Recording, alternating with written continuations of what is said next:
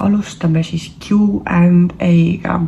Loodan, et see valgus on okei. Päike on juba üsna madalal, nii et ma loodan, et siit on kõike näha. Mul on need küsimused siin kõrval ees, seega kui ma vahepeal sinna vaatan, siis te teate miks. Ja esimene küsimus, mis küsiti, on siis, kus haiglas ma sünnitasin ja kas ma soovitaksin seda haiglat teistele. Ma sünnitasin Pelgu linna sünnitusmajas. Ja ma väga soovitan seda haiglat teistele, sest et tegemist on nii-öelda siis ainult sünnitusmajaga. Kui teised sünnitusmajad on siis nii-öelda koos teiste haiglatega, siis see hoone on mõeldud just ainult sünnitajatele ehk kogu tähelepanu on sünnitajate peal ehk ei ole mingisuguseid nii-öelda teisi patsiente, kellega siis on nii-öelda vaja tegeleda. Ja personal seal on ka mega tore, vähemalt nii palju, kui mina saan rääkida oma kogemusest, siis kogu aeg see, kui ma rasedusega arvel olin, oli väga meeldiv ja sünnitus, kõik super ja see sünnitusjärgne aeg paar päeva ka oli mega. Nii et 2 käega täiega hea haigla, megalt soovitan. Teine küsimus siis, kas oli keegi omadest sünnitusel kaasas? Jah, minuga oli sünnitusel kaasas minu abikaasa. Ma ei tea, miks ma oleks pidanud võib-olla kedagi teist mõtma. Tundus siuke nagu ainuõige valik võtta oma mees sünnitusele kaasa. Nii et tema oli minuga kaasas ja ma olen väga tänulik, et ta tuli muga kaasa, et ta oli muga kaasas, et ta oli mulle toeks. Järgmine küsimus, kaua kestis? Veider lugu on see, et nii palju, kui ma oma tuttavatelt tean, siis kõigile pannakse, peale sünnitusse saad selle kaardi siis, kus on kirjas need lapse andmed ja asjad. Ja tavaliselt on seal kirjas ka see, kaua sünnitus kestis. Aga minul ei ole kirjas. Tavaliselt nad märgivad sealt nii-öelda selle aja, siis kui sa haiglasse jõuad kuni selle hetkeni, kuni see laps sünnib. Seega, kui me võtame selle järgi, siis mu sünnitus kestis umbes kella 7 kella 1-ni, mis on siis 6 tundi. Aga kui me võtame päriselt selle järgi, millal mul hakkasid esimesed tuhud, siis selle järgi võttes kestis mu sünnitus 8 tundi. Nii et siuke pigem lühem sünnitus. Kas tehti õmblusi ka? Jah, mina sain siis 2 pisikest õmblust. Õnneks ma rohkem ei saanud ja ainult 2 pisikest õmblust. Kas oli raske või kerge sünnitus? See on selline subjektiivne küsimus minu arust, sest et vaatamata sellele, et mu sünnitus oli pigem lühemapoolne ja minu enda silmis võiks öelda, et pigem kerge, siis oli ka neid väga raskeid osasid minu arust. Näiteks ma võin enda kogemusest öelda, et tuhud olid üsna retsid. See pressimise osa ise ei olnud justkui üldse hull, ehk siis minu jaoks olid need tuhud päris siuksed jubedad ja valusad ja mitte väga hästi üle elatavad. Aga jällegi, kui pressimiseks läks, siis oli juba minu jaoks lihtsam, sest et need pressid ei olnud enam üldse nagu kuidagi nii tugevad ja intensiivsed. Nii et minu jaoks nagu see pressimise osa justkui nagu päästis siis nii-öelda vaikselt seda olukorda. Aga pigem ma ütleks, et oli siiski kergema poolsem sünnitus, aga ma ei ütle, et see oli kerge. Ja lisaks muidugi vaakum, mida ma üldse ei osanud oodata, sest et ega ma varem selle kohta midagi ei teadnud ka. Ja seal koha peal alles kuulsin esimest korda, et vaakum sünnitus, nii et eks seal olid omad raskused. Nii, kas kasutasid valuvaigisteid, seljasüst, naerugaas või muu selline? Ma läksin sinna algselt selle mõtteviisiga, et ma üritaks mitte kasutada. Ma olin väga avatud naerugaasile, aga siis mu ämmaemand ütles, et see nagu väga ei tee midagi, see väga ei aita. Siis ma mõtlesin, et okei, ma siis ei võta või Ma olin nagu segaduses, et miks see variant siis üldse nagu pakutud on, kui see ei tööta. Ja ma olin enne seda käinud ka nagu selles perekooli loengus siis nende sünnitusvalude leevendamise omas ja seal oli ka naerugaas ära mainitud, nii et ma nagu selle peale alguses mõtlesin, aga kui seal öeldi, et ega see väga midagi ei tee, siis ma ei hakanud enam ei hakanud enam nii-öelda küsima ka. Ja epiduraali ma ka ei saanud, ma küll lõpuks väga tahtsin seda, sest et need valud hakkasid natuke käest ära minema, aga selleks hetkeks oli mul avatust juba 10 sentimeetrit, nii et epiduraali ma enam ei saanud, selle jaoks oli juba liiga hilja. Kuidas taastumine läks? Kas istuda said normaalselt? Ma ütleks, et taastumine läks hästi.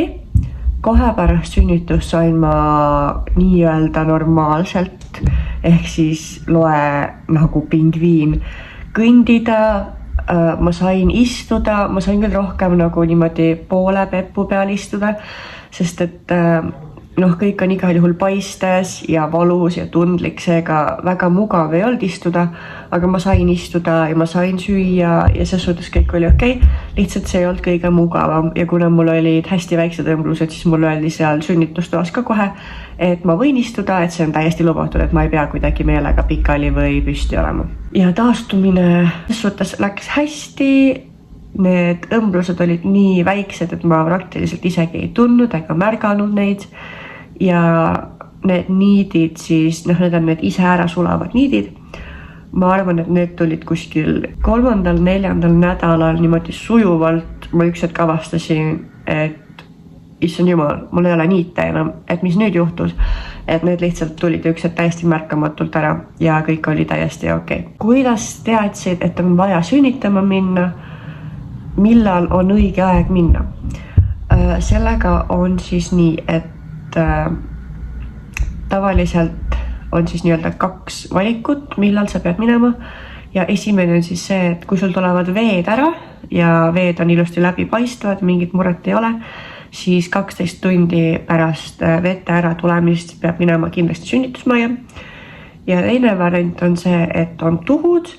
Ma täpselt ei mäleta, mis see nii-öelda reegel oli, aga sellega on umbes mingisugune kindel reegel, et kui tuhud käivad on juba kestnud mingit kindlat aega, kestavad nii-öelda piisavalt kaua ja on piisavalt väikeste vahedega, aga ma ei mäleta, mis need pikkused olid. Kui ma leian, siis ma kirjutan siia, mis on see tuhude tingimused, kui tihedalt need tuhud peavad käima selleks, et minna haiglasse. Ma jätan selle info siia. Ja kuidas mina teadsin, et on vaja sünnitusmajja minna, siis minul hakkasid meeletud tuhud järsku pihta ja need tuhud olid iga 1,5–2 minutitega, kestsid ka siuke 1,5–2 minutit, seega piisavalt tihedalt, et ma olin täiesti kindel, et ma pean minema haiglasse, sest et need käisid nii tihti ja olid nii intensiivsed, et ma otsustasin, et lähme, sest alati saab koju tagasi tulla, nii et sellepärast ei pea muretsema. Missuguseid muudatusi tunned kehas peale sünnitust? Kui tunned, siis nii välimuselt kui sisemuselt. Muudatusi on väga palju, nii välimuselt kui sisemuselt siis nii-öelda. Või sisemiselt ma eeldan, et on mõeldud. Sisemiselt siis nagu ma saan öelda nii palju, et kohe pärast sünnitust siuke 2 kuud oli siis nii, et muidu oli nagu kõik hästi, aga ma ei tundnud hästi vahet, et kas mul on vaja minna pissile või mul on vaja minna kakale. Ma lihtsalt tundsin, et mul on vaja minna vetsu ja ma näiteks kunagi ei teadnud, mis häda mul nii-öelda täpselt on, et ma ei suutnud seda eristada. Ja kui mul oli vaja vetsu, nagu kui ma tundsin, et mul on vaja vetsu, siis mul oli vaja kohe vetsu. Et ma ei suutnud nagu liiga hästi kinni hoida ja ma pidin minema. Kui ma tundsin, et mul on vaja minna, siis ma pidin minema kohe, et ei olnud seda võimalust, et ma lähen 10 minuti pärast, et ma enne, ma ei tea, teen söögi lõpuni või midagi. Et kui oli vaja minna, siis oli vaja minna kohe. Aga muidu sisemiselt ma mingisuguseid muid muutusi ei tunne ja see on ka ära läinud. See oli selline 2–3 kuud, kus ma tundsin, et ma ei tea, kumb häda mul on ja et kiiresti on vaja vetsu saada. Aga välimuselt on päris palju muutusi. Kui tulla nüüd siis ülevalt alla, siis alustades näiteks juustest on see, et mul on hästi palju juukseid välja langenud. Siit on näiteks näha, et on need beebijuuksed kasvavad tagasi ja siukseid väikseid tutte on mul üle terve pea. Siinpool on samasugused. väiksed beebijuuksed, mis nüüd kasvavad tagasi pärast sünnitust. Õnneks mul ei ole liiga hästi näha, sest et lokid.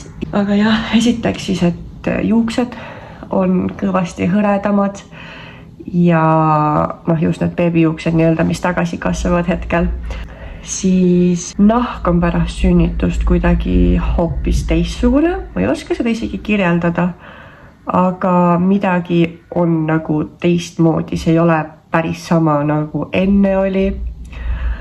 Siis kohe pärast sünnitust näiteks higitootlus oli hästi palju suurem. Ma higistasin kogu aeg meeletult. See higi haises kõvasti. Isegi kui ma pesemas käisin, siis ma tundsin ikka seda higihaisu ja siuke suht rõve oli olla. Aga ma leidsin sellele ka selle selgituse, et lapsed tunnevad oma ema lõhna just selle higi järgi.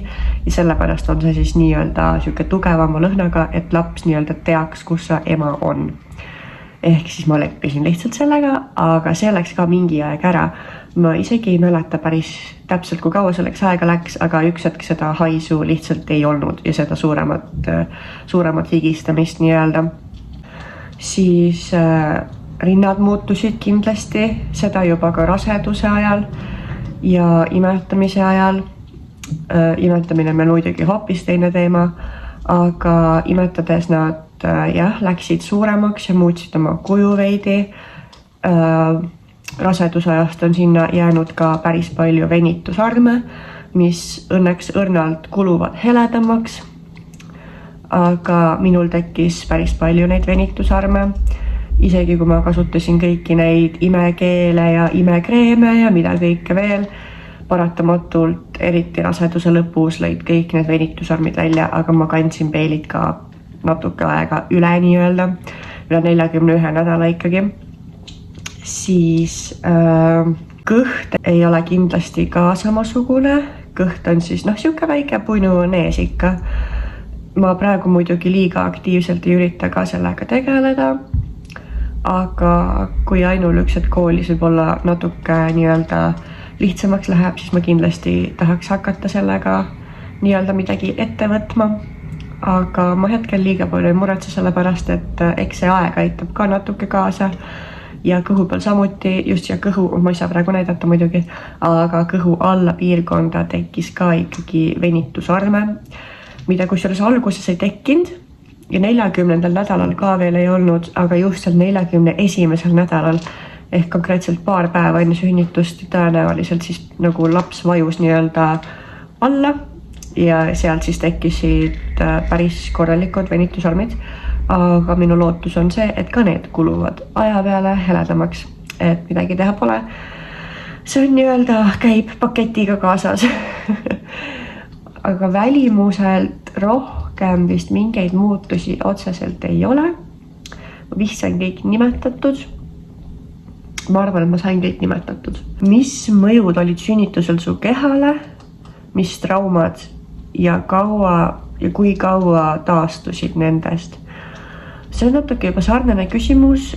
Traumad, ma isegi ei tea, nagu ainukesed traumad nii-öelda, mis olidki, ongi siis ma võiks olla õmblused ja nendega ei olnud mitte midagi hullu ja kogu see nii-öelda alumine piirkond siis selle taastumisega lõplikult läks umbes selline nii-öelda 2 nädalat nagu ikka, et siis oli juba täiesti okei olla. Aga nii-öelda see veritsus, mis pärast sünnitust oli, see vist kadus lõplikult ära kuskil 3 kuu peal, nagu suurem veritsus oli juba 2 kuu peal läinud, aga siis kuu aega oli kindlasti veel siukest nagu spottimist, et seda verejääki nii-öelda tuli veel. Kuidas vastas sünnituse tegelikkus su enda ootustele ja eesmärkidele? Issand, see on nii hea küsimus. Minu ainukesed eesmärgid nii-öelda olidki siis see, et mul sünnib terve laps ja me kõik jääme ellu.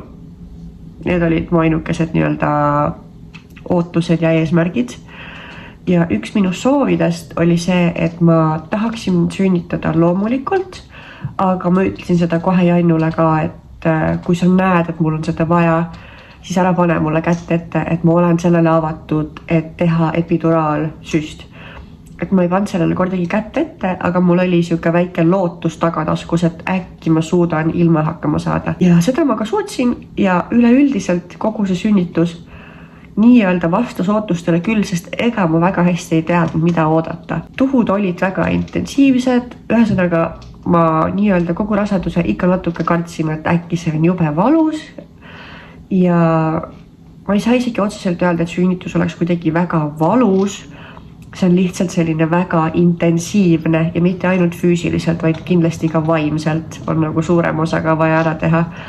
Et see kõik on väga tehtav. Ma arvan, et mu sünnitused tegelikkus vastas üsna hästi mu ootustele, sest mu kõige suuremad eesmärgid said kõik täidetud. Sünnitasin loomulikult, lapsega oli kõik hästi, minuga oli kõik hästi, nii et rohkemalt ei saaks tahta. See ei ole küll sünnituse küsimus, aga milline oli esmareaktsioon 2 triipu nähes? Sellega on siuke lugu, et meil olid külas Riki ja Loviisa Tallinnas. Meil oli mingisugune väike pidu või kellegi sünnipäev, ma päris täpselt ei mäleta, aga ma lihtsalt tundsin, et läheks teeks rasedustesti. Ma ei tea, miks ma seda tegin või kuidas sellega üldse oli, aga ma lihtsalt tundsin, et ma peaks minema rasedustesti tegema. Ja kui ma selle testi ära tegin, siis sellel testil oli 2 triipu, aga üks neist oli õhkõrn triip, seda oli vaevu silmaga näha. Ma jätan siia pildi. Ja kui ma läksin Jannule ütlema, et vaata, kas sa näed ka siin triipu, siis ta ütles, et ei, siin ei ole mitte midagi. Seega ma mõtlesin, et no äkki ma kujutan omale ette seda triipu siis. Ja leppisime siis kokku, et ma teen hommikul uue testi, et siis saame juba nagu kindlad olla, et kas mul on lihtsalt hea kujutlusvõime või seal päriselt on 2 triipu. Nii et ma tegin hommikul uuesti testi. Riki ja Loviisa olid ikka veel meie juures, nad jäid ööseks. Ja seal oli juba natuke konkreetsemalt näha teist triipu, aga ikkagi suhteliselt õrnalt. Jätan ka siia. Aga siis juba Jannu ka nägi seda triipu ja meil otseselt ei olnudki mingit reaktsiooni, sest meil olid inimesed külas. Seega me lihtsalt nagu olime seal selle teadmisega, et ma vist olen rase. Seega see oli siuke omaette veider kogemus, sest et ma ikka veel ei tea, miks ma see hetk otsustasin, et on õige aeg minna. Sest ma tegin selle esimese rasedustesti, no mingi öösel kell 2. Ma ei tea, miks ma arvasin, et õige aeg on teha lihtsalt rasedustest praegu. Nii et selle koha pealt ma ei oska kommenteerida. Mis oleksid poisile nimeks pannud? Meil ei olnud ühtegi potentsiaalset poisi nime. Miskipärast olid meil nagu pigem kaalusime tüdruku nimesid.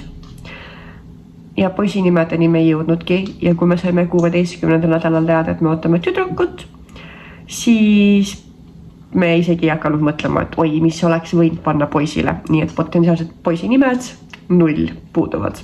Mitu last veel soovite? See on siuke keeruline. Me kindlasti tahaksime teist last üks hetk veel, aga kuna Jannu käib praegu koolis, siis enne tasub tal kool ära lõpetada.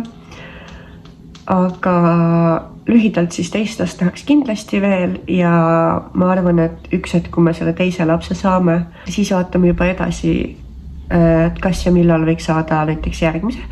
Sest et ma ikkagi, eks näis, kuidas läheb, aga tahaks 3. ka. Aga vaatame, mida elu toob ja kuidas sellega läheb. Mis pahed olid raseduse ajal, kui üldse olid? Ma arvan, et väga midagi ei olnud, aga võib-olla nii-öelda Coca-Cola ja Pepsi joomine. Et kuna ma vett väga palju ei joonud, pigem jõin minimaalselt, siis ma suurema osa ajast jõin Coca-Colat või Pepsit ja võib-olla siis selle saab nii-öelda pahena välja tuua. Et ega see suhkur nagu väga hea ei ole, aga samas ei olnud mul ka mingisugused analüüsid ega midagi korrast ära, kõik oli alati täiesti fine ja mulle isegi seda, mis test see on, kus kontrollitakse verest seda veresuhkrut, kui ma ei eksi, mulle seda näiteks isegi ei tehtud. Nii et minu ainuke pahe võib öelda olid Coca-Cola ja Pepsi. Ja viimane küsimus, mis mul siin kirjas on postpartum depression kogemusi. Postpartum depressioni kogemusi mul ei ole, aga kindlasti oli mul see baby blues nii-öelda seda oli täiega tunda, ma arvan, ma olin siuke 2 nädalat võib-olla pärast sünnitust, kui mul oli räige baby blues, kus ma nutsin iga päev, ma olin nii kurb, isegi ei tea täpselt mille pärast. Kurb oli ka see, et Jannu pidi varsti tööle tagasi minema, ma muretsesin täiega, et kuidas ma üksi hakkama saan, et ma ei saa hakkama, see ei ole võimalik, et ma ei saa omale süüa teha ja ma nälgin kogu aeg ja kuidas ma selle lapsega üksinda hakkama saan, ühesõnaga need mõtted kogu aeg ringlesid mu peas, aga see läks üle, see kestis mingisugune nädal aega ja siis oli kõik fine. Ja selle nimi vist ametlikult on baby blues, ma ei tea, kuidas see eesti keeles on, aga see oli mul küll. Ja Q&A osaga on vist kõik, praegu rohkem küsimusi mul siin ei ole, nii et tõmbame otsad kokku. Ma loodan väga, et teile meeldis see video, kui see nii on, siis kindlasti jätta like, kommentaar, subscribe'i ja näeme juba järgmises videos. Tšau!